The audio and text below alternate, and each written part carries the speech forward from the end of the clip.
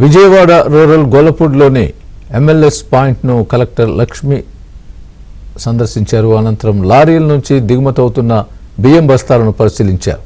ఈ క్రమంలో హమాలీలతో కలెక్టర్ ఆప్యాయంగా మాట్లాడారు. భారీ బరువులను ఎత్తుతూ దించుతూ ఆరుగాలం కష్టపడే కార్మికులపై ఆయన ఎంతో ప్రేమను చూపారు.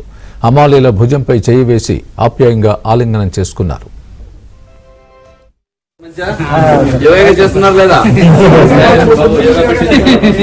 అక్కడ ఊర్లో అంతా యోగా చేస్తున్నాం. నాకు మహిళమే మంచి యోగా అయితే అంతే కదా. మీరు ఎప్పటి నుంచి చేస్తున్నారు?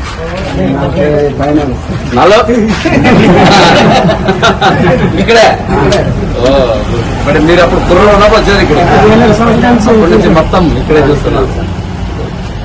పిల్లలు అమ్మాయి మ్యారేజ్ అయిపోయింది చెప్పాను. ఓకే, అబ్బాయి చదువుతున్నాడు. ఇంకా చదువుతున్నాడా? ఏం చదువుతున్నాడు? పైలట్ చదువుతాను. చూసారా, అది కదా ఆశయం అంటే. కూలి పని చేసేవాళ్ళు. ఇప్పుడు నేను ఐఏఎస్ అయ్యాను కదా, సీఎం గారు అదే చెప్తున్నారు. సో ఎవరైతే ఈ రోజు కష్టపడుతున్నారో వాళ్ళ పిల్లలు వాళ్ళ ముందు అధికారులు అవ్వాలా. ఇప్పుడు ఆయన చెప్పారు కదా పైలట్ చదువుతున్నాడు అని, అట్లా కావాలి. ఇప్పుడు నేను చెప్పాను డాక్టర్ అయింది కదా చెప్తుంది, ఎంబీఏ అయింది చెప్పారు కదా, అట్లాగా. సో మనం ఎంత చిన్న పని చేస్తామని కాదు, మన పిల్లలకి ఎంత ఆశయాలు ఇస్తున్నామని. చాలా ఏం బాబాయ్ బాగున్నావా అంటూ పలకరించారు. వారి కష్ట సుఖాలను అడిగి తెలుసుకున్నారు. కలెక్టర్ అత్యంత సామాన్యంగా తమ వద్దకు వచ్చి పేర్లు అడిగి మరీ తెలుసుకుని యోగక్షేమాలు అడగడంపై హమాలీలు సంతోషం వ్యక్తం చేశారు.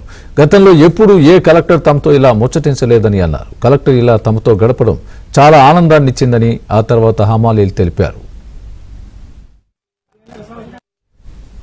జూన్ 1 నుంచి రేషన్ దుకాణాల ద్వారా నిత్యావసర సరుకుల పంపిణీ పునఃప్రారంభం అవుతూ ఉండడంతో గొల్లపూడి ఎంఎస్ఎల్ పాయింట్ వద్ద సరుకుల లోడింగ్ ప్రక్రియను కలెక్టర్ ఆకస్మికంగా తనిఖీ చేశారు. గోదాముల్లోని నిత్యావసర సరుకుల్ని పరిశీలించారు. నిత్యావసర సరుకుల్ని మండల లెవెల్ స్టాక్ పాయింట్ నుంచి రేషన్ దుకాణాలకు తరలించి పంపిణీకి సిద్ధం చేయాలని కలెక్టర్ లక్ష్మీచ అధికారులను ఆదేశించారు. చౌకధరల దుకాణాలకు సరుకుల పంపిణీ, రవాణా ఛార్జీలు, హమాలీలకు చెల్లింపులు తదితర వివరాలను అధికారుల్ని అడిగి తెలుసుకున్నారు. జిల్లాలో 957 రేషన్ దుకాణాల ద్వారా 20 టన్నుల బియ్యం, 200 టన్నుల పంచదార పంపిణీ చేస్తున్నామని కలెక్టర్ తెలిపారు. ఉదయం 8 నుంచి మధ్యాహ్నం 12 గంటల వరకు, సాయంత్రం 4 నుంచి 8 గంటల వరకు రేషన్ పంపిణీ చేశారు. దివ్యాంగులు, 85 ఏళ్ల పైబడిన వృద్ధులకు ఇంటి వద్దకే రేషన్ సరుకులు పంపిణీ చర్యలు తీసుకున్నామని అన్నారు. ఎలాంటి అవకతవకలకు పాల్పడినా తక్షణ చర్యలు తీసుకుంటామని కలెక్టర్